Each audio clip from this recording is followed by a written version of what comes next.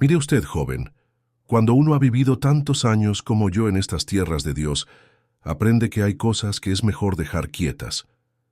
Pero como veo que tiene usted esa curiosidad en los ojos, igual que la tenía yo cuando era muchacho, le voy a contar lo que me pasó hace ya más de 50 años, allá en los cerros de Chenaló, aquí en Chiapas. Era yo entonces un chamaco de apenas 17 años, fuerte como un toro y terco como mula. Mi padre, que en paz descanse, tenía unas parcelas de maíz y frijol en las faldas del cerro que nosotros llamábamos Yaxmul, que en tzotzil quiere decir Cerro Verde. Era un lugar hermoso, la verdad, con sus pinos que se alzaban hasta tocar las nubes y sus arroyos que cantaban día y noche como si fueran rezos. Pero también era un lugar que los viejos respetaban.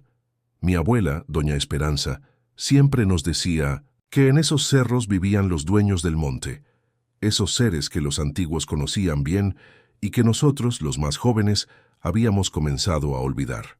No se metan donde no los llaman, nos repetía cada vez que íbamos a trabajar las milpas.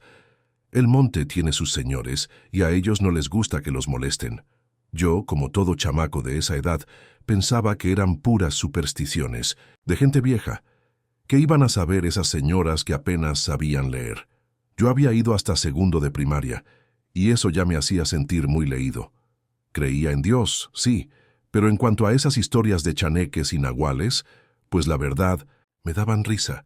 Todo cambió en octubre de 1971. Recuerdo bien la fecha, porque fue justo después de la fiesta de San Francisco, que es el santo patrón de nuestro pueblo.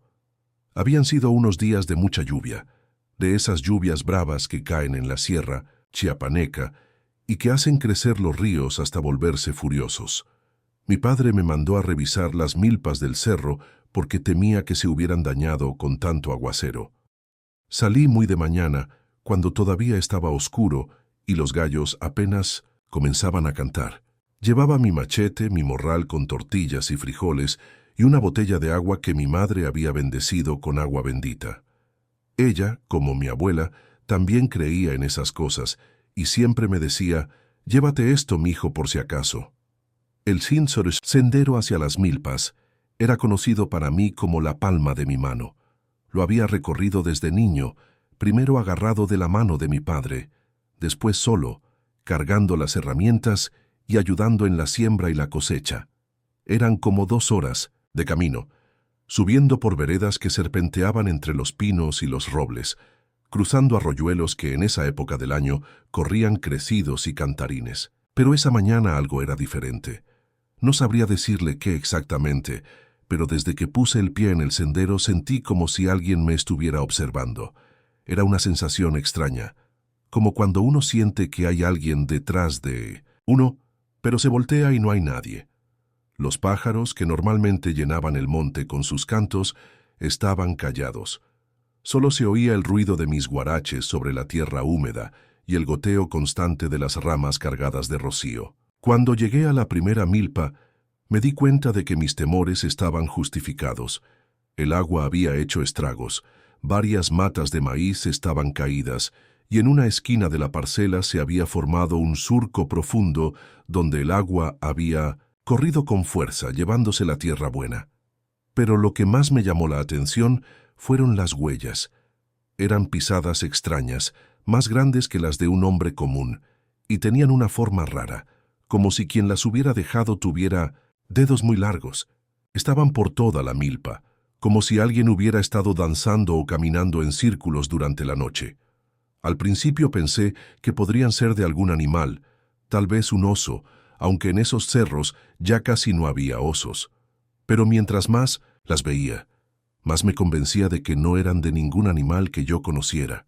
Me puse a trabajar, tratando de no hacerles caso a esas huellas ni a la sensación de que me observaban. Levanté las matas de maíz que se podían salvar, acomodé la tierra donde había sido más dañada y limpié el surco que había abierto el agua. Era trabajo pesado, y para cuando el sol estuvo en lo alto, ya tenía la camisa empapada de sudor. Fue entonces cuando los vi por primera vez. Estaba yo descansando un rato, sentado en una piedra y tomando agua de mi botella, cuando algo me hizo levantar la vista hacia la línea de árboles que rodeaba la milpa. Allí, entre las sombras de los pinos, vi dos puntos brillantes que me miraban fijamente.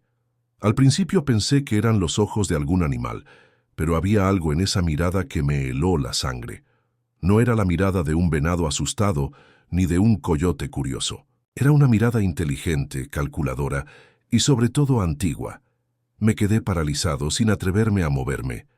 Los ojos me miraban sin parpadear, y yo sentía como si estuvieran viendo no solo mi cuerpo, sino mi alma.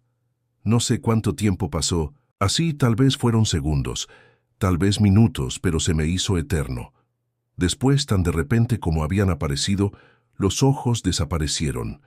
Me levanté de un salto, con el corazón latiéndome tan fuerte que pensé que se me iba a salir del pecho. Agarré mi machete y me acerqué despacio hacia donde había visto los ojos, pero no había nada. Ni rastro, ni huella, ni rama quebrada, como si nunca hubiera habido nada ahí. Estoy imaginando cosas por el cansancio, me dije a mí mismo, pero en el fondo sabía que no era cierto. Había visto algo, y ese algo me había visto a mí también. Terminé mi trabajo deprisa y emprendí el regreso al pueblo cuando todavía había luz. No quería estar en el monte cuando oscureciera, aunque no me atrevía a admitir por qué. En el camino de bajada, esa sensación de ser observado se intensificó. Era como si alguien me siguiera, manteniéndose siempre fuera de mi vista, pero sin perderme de vista a mí. Varias veces me detuve y me volteé machete en mano, pero no veía nada más que árboles y sombras. Sin embargo, cuando reanudaba la marcha, podía jurar que oía pasos detrás de mí, pisadas que se detenían cuando yo me detenía y que se reanudaban cuando yo seguía caminando. Para cuando llegué al pueblo ya había oscurecido, y yo estaba empapado de sudor, a pesar de que la noche estaba fresca. Mi madre me recibió con cara de preocupación. «¿Qué te pasa, mijo? Estás pálido como un muerto».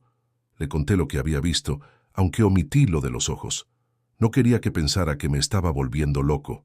Solo le dije que las milpas habían sufrido daños y que había encontrado unas huellas raras. Mi madre se persignó y fue a buscar a mi abuela. Cuando doña Esperanza oyó mi relato, se puso muy seria. ¿Qué forma tenían esas huellas, mijo? Le describí lo mejor que pude las pisadas que había visto. Los ojos de mi abuela se llenaron de una preocupación que yo nunca había visto antes. «Ay, Dios santo», murmuró. «Son ellos, los dueños del monte. Se han despertado». Me explicó entonces lo que yo había oído solo en pedazos a lo largo de mi vida. Según los antiguos, en los cerros de Yaxmul vivían desde tiempos remotos unos seres que cuidaban del monte y de todos los animales que en él habitaban. No eran espíritus malvados, pero tampoco eran benévolos con quienes no respetaban su territorio. Eran los verdaderos señores de esas tierras, y los humanos solo vivíamos ahí por su tolerancia. «Pero nosotros siempre hemos trabajado esas milpas», protesté. «Mi abuelo, su abuelo, todos hemos sembrado ahí». «Sí, mijo, pero siempre con respeto, siempre pidiendo permiso. Tu abuelo, que Dios lo tenga en su gloria, cada año antes de sembrar, subía al cerro y dejaba ofrendas. Tabaco, aguardiente, flores. Les pedía permiso a los señores del monte para trabajar la tierra. Era cierto. Recordaba vagamente que mi abuelo hacía eso, pero después de que él murió, mi padre había dejado de hacerlo. Decía que eran costumbres viejas, que lo importante era trabajar duro y confiar en Dios. Ahora me daba cuenta de que tal vez había otras cosas en las que también había que confiar. «¿Y qué debo hacer?», le pregunté a mi abuela. «Mañana no subas al cerro, vamos a hablar con don Jacinto». Don Jacinto era el curandero del pueblo, un hombre ya muy viejo que sabía de hierbas y de otras cosas que la mayoría preferíamos no mencionar. Vivía solo en una casita en las afueras del pueblo, rodeado de plantas medicinales y de objetos extraños que había ido colectando a lo largo de su vida. Al día siguiente, fuimos a verlo. Don Jacinto me recibió como si me hubiera estado esperando. Era un hombre pequeño y arrugado, con ojos muy negros que parecían ver más de lo que mostraban. «Ya sé por qué vienes, muchacho», me dijo antes de que yo pudiera abrir la boca. Los señores del monte me han estado hablando en sueños, están molestos. Me pidió que le contara exactamente lo que había visto y sentido. Cuando terminé mi relato, él asintió gravemente. Te escogieron a ti, me dijo. No sé por qué, pero te escogieron. Quieren que sepas que están ahí, que no los han olvidado por completo. ¿Pero qué quieren de mí? Respeto, el mismo respeto que les tenían tus antepasados y algo más. Don Jacinto se levantó y fue hacia un rincón de su casa donde tenía una mesa llena de objetos extraños. Regresó con una bolsita de tela que olía a hierbas. Vas a regresar al cerro, me dijo, pero esta vez vas a ir preparado. Vas a llevar ofrendas, tabaco, aguardiente de caña, flores blancas y esta bolsita que te voy a dar. Cuando llegues a la milpa, vas a buscar el árbol más grande que haya cerca, y ahí vas a dejar las ofrendas. Después vas a pedirles perdón por haber trabajado su tierra sin su permiso, y les vas a prometer que de ahora en adelante siempre los vas a respetar. ¿Y si no quieren perdón? ¿Y si quieren algo más? Los ojos de don Jacinto se pusieron muy serios. Entonces, muchacho, vas a tener que hacer lo que te pidan, porque si no, las cosas van a ponerse muy feas para ti y para tu familia. Esas palabras me dieron escalofríos, pero sabía que no tenía opción. Al día siguiente conseguí todo lo que don Jacinto me había pedido. Una botella pequeña de aguardiente de caña que compré con un señor que lo hacía en su casa, tabaco en hoja que conseguí con otro vecino, y flores blancas que corté del jardín de mi madre. Salí hacia el cerro muy temprano, pero esta vez no iba solo. Mi padre había insistido en acompañarme, aunque yo le había dicho que don Jacinto había dicho que tenía que ir solo. Mi padre no creía mucho en esas cosas, pero la preocupación en los ojos de mi madre lo había convencido de que algo grave estaba pasando. El camino hacia la milpa se me hizo más largo que nunca. Mi padre iba callado, pero yo podía sentir su nerviosismo. Él también sentía que algo era diferente en el monte. Los pájaros seguían callados, y había una quietud extraña en el aire, como si todo estuviera esperando algo. Cuando llegamos a la milpa, mi padre se quedó en la orilla mientras yo busqué el árbol más grande. Era un pino enorme, tan viejo que su tronco era más ancho que lo que yo podía abarcar con los brazos. Sus raíces se hundían profundamente en la tierra, y sus ramas más altas se perdían entre las nubes bajas que esa mañana cubrían la cima del cerro. Puse las ofrendas al pie del árbol, tal como don Jacinto me había enseñado. Primero las flores formando un círculo, después el tabaco y el aguardiente, y finalmente la bolsita de hierbas. Cuando terminé, me hinqué y comencé a hablar. Al principio me sentí ridículo hablándole a un árbol, pero mientras más hablaba, más real se volvía todo. Les pedí perdón a los señores del monte por haber trabajado su tierra sin permiso. Les prometí que de ahora en adelante siempre los respetaría, y que enseñaría a mis hijos a respetarlos también. Les expliqué que no había sido por falta de respeto, sino por ignorancia, porque los jóvenes ya no sabíamos las costumbres antiguas. Mientras hablaba comencé a sentir una presencia. No era amenazante como la vez anterior, pero sí muy poderosa. Era como si el aire mismo se hubiera vuelto más denso, más cargado. Los árboles alrededor del claro dejaron de moverse, aunque siguiera corriendo viento. Era como si todo el monte estuviera escuchando mis palabras. Cuando terminé de hablar, me quedé ahí arrodillado esperando. No sabía qué esperaba exactamente, pero sabía que algo tenía que pasar. Y pasó. Primero fue un susurro, tan suave que pensé que era el viento entre las hojas, pero no había viento. Después el susurro se volvió más claro, y me di cuenta de que eran voces que hablaban en una lengua que yo no entendía completamente, pero que de alguna manera sí comprendía. Era como si las palabras llegaran directamente a mi corazón sin pasar por mis oídos. Me estaban diciendo que habían aceptado mis disculpas, que entendían que yo era joven y que los jóvenes a veces olvidan las costumbres de los mayores. Pero también me decían que había una condición para su perdón. Tenía que convertirme en el guardián de esas tierras. Tenía que ser el intermediario entre mi gente y ellos. Cuando alguien quisiera trabajar en el monte, tenía que venir a mí primero, y yo tenía que venir a pedir permiso en su nombre.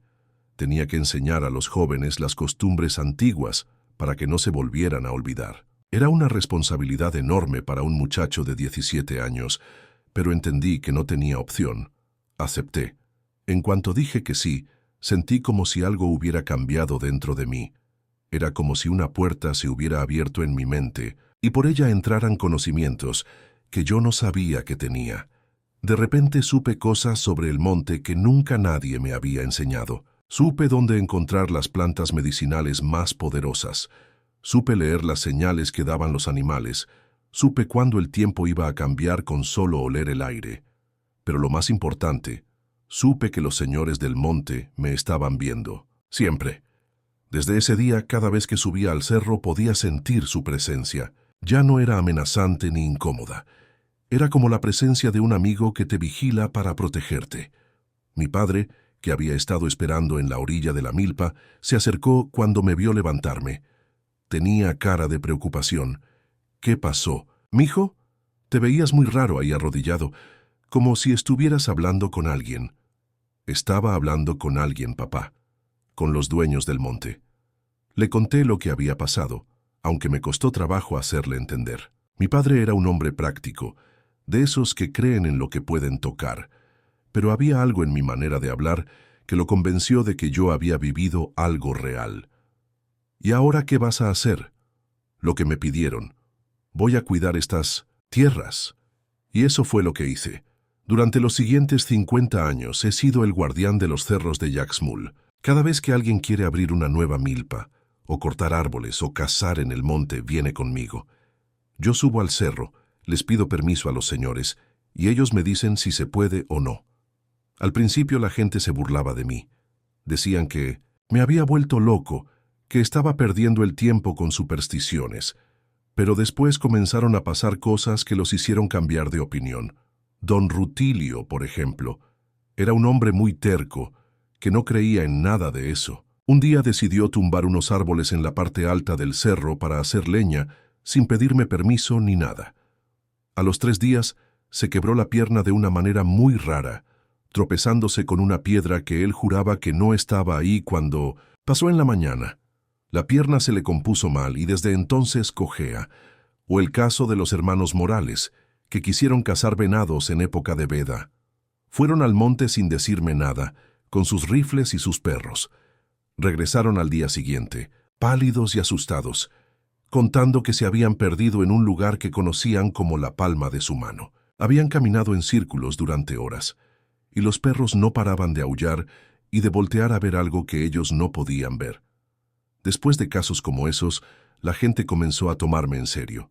Ahora, después de tantos años, todos saben que para trabajar en el monte hay que venir conmigo primero.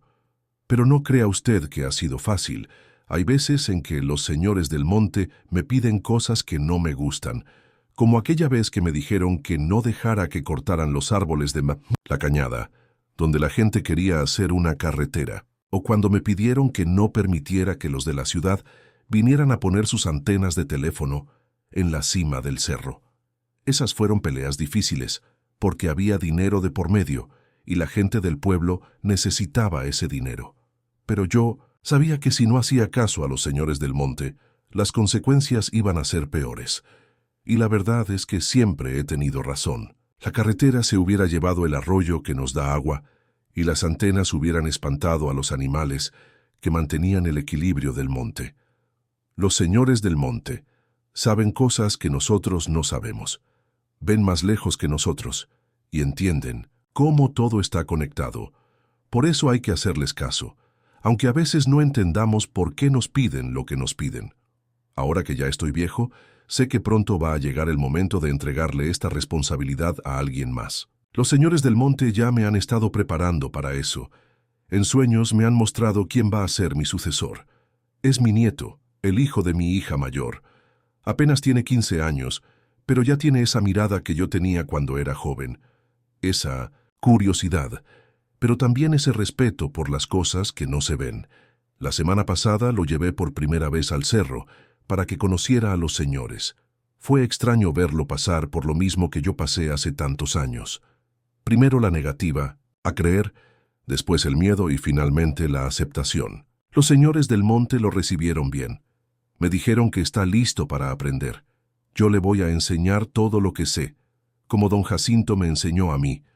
Le voy a enseñar a leer las señales del monte, a preparar las ofrendas correctas, a hablar con los señores cuando hay que tomar decisiones importantes. Pero sobre todo, le voy a enseñar que ser guardián del monte no es solo un trabajo, es una forma de vivir. Porque ¿sabe qué?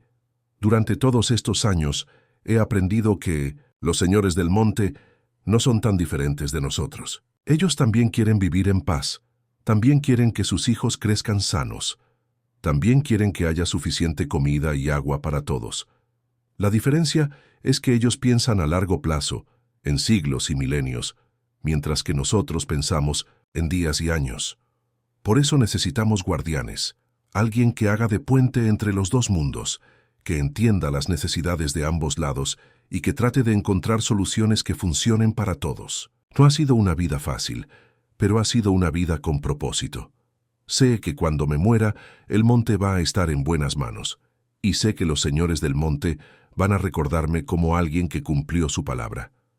A veces, cuando subo al cerro, en las tardes y me siento bajo el pino grande, donde dejé mis primeras ofrendas, puedo sentir su aprobación. Es una sensación cálida, como el abrazo de un padre orgulloso, y en esos momentos entiendo que todo valió la pena.